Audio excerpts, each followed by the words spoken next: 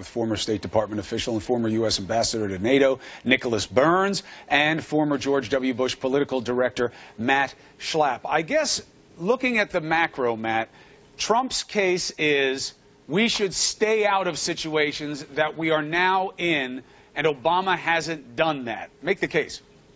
Yeah, first of all, he's not the president yet, and I'm not so sure we know what the Trump doctrine is going to be. But I do think it's a return to an idea of something President George W. Bush introduced at the beginning of his administration, which was a more humble foreign policy, a foreign policy that, uses the military, in careful ways. Now, of course, his administration was completely overtaken by events, and we're all dealing with the kind of post-9/11 reality, the post-Iraq invasion reality, and I think it is an open question to see how Trump is going to handle these very serious questions.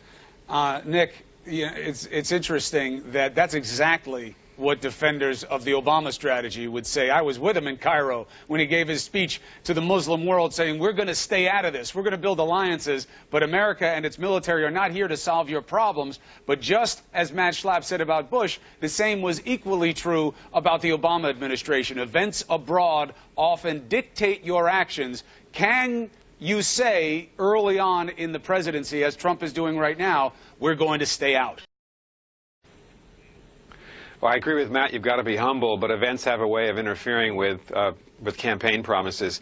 The fact is that President Obama has delivered, I think, in a way that President Bush did, a war on terrorism, which is to use special forces, to use drone technology, not to try to engage hundreds of thousands of American troops in the desert in the Middle East. He learned that lesson from President Bush, from our problems in Iraq and to a lesser extent in Afghanistan. But this war against terrorism, Chris, is going to continue, most military experts believe, for the next 10 to 15 years. And so you have to have the capacity and the toughness to prosecute that war in the Horn of Africa, in the Middle East, and in West Africa. Local forces have to do most of the fighting, as they are in places like Afghanistan or Mali or Mauritania, but we have to be there. And I hope President-elect Trump is going to reaffirm our determination to take the fight to the terrorists, but also to support our allies in NATO and East Asia, because he spent most of the campaign denigrating them. All right, let's put up some graphics that we have, Matt, that will show some of the distinctions between the two men and their philosophies at this point. You can read them at home. The highlight is here when it comes to strategy, which is we don't really know, as you said, Matt, what Trump is going to do in terms of boots on the ground, not on the ground. It's early. When you look at interrogation, there's a philosophical difference there, that President Obama believes it's illegal and ineffective. Trump had said he did not. He thought that he should do even more than what was being done before. And then, of course, there's a language difference.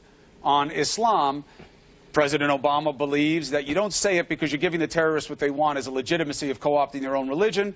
And President-elect Trump says that is weakness in action. What's your take? I think that we should call the enemy by its accurate description, and that this is a war with radicalized Islamists. To say anything other, I think, kind of demonstrates, certainly to the American electorate, but I think to those moderate Muslims who are fighting these radicalized elements, that we somehow don't get it, and I think we should get it. Well, hold on, Matt. Just so, I think we both know, moderate Muslims do not like you using the term anything attached to Islam, because they say it's not Islam. Don't take people who are perverting and bastardizing my faith and give them ownership of it. They don't like it, just to correct that. I understand the theological conversation, but I think they also understand that America needs to understand that there is a radicalized element that they're dealing with in their own communities, in their own homes, and in their own countries. And they are the ones who are persecuted, much more even than Americans are, and we have to connect to them. So I don't want to be disrespectful of folks who are fighting this in their own countries, but by the same token, it is what it is. When it comes to enhanced interrogations, which I do think there's a distinction on, the law is the law.